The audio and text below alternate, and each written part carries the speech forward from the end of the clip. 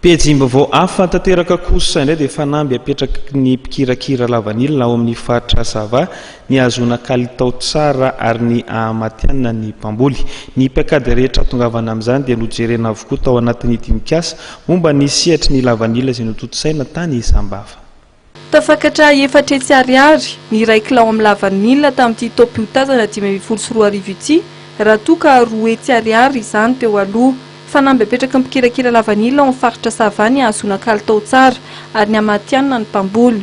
Ny paikady rehetra tongavana amin'izany dia nojerena avokoa tao anatin'ny dimikasa momba ny sehatry lavanila izay notontosaina tany Sambava.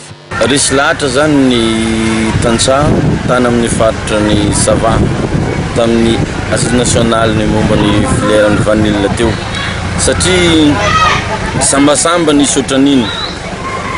Tonga tany ny ministère ny commerce nandeha nijery fotony momba ny filière vanille ary tena niezaka nizaraina tsara ny atrikasa samby nanome ny olana samby nijery ny vaolana ny tantsaha ny solotenan'ny tantsaha solotenan'ny mpandraharaha sy ny solotenan'ny mpanondrana.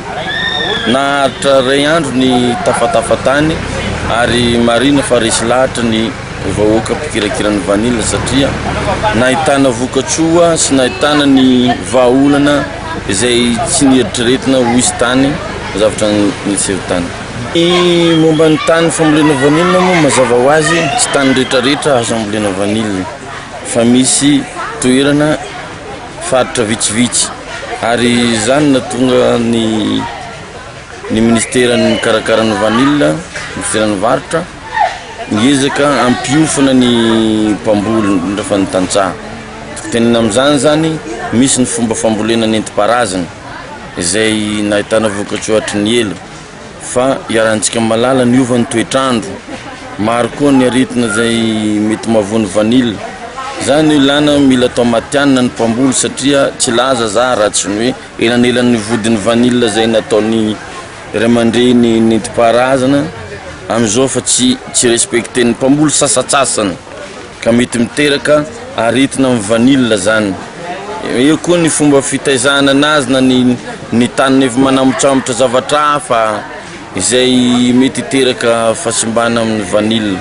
Marina fa mbola mitana ny toerana ho renivohitra lavanila maneran-tany ny faritra Sava ary nosoritany solombavambahoaka Sambava fa azo ataona mitazona izany ary fiarahamita amin'ny mpiara-mionona antoka rehetra no ahafahana mitazona izay toerana izay ary mampiakatra ny kalitao lavanila eto amintsika.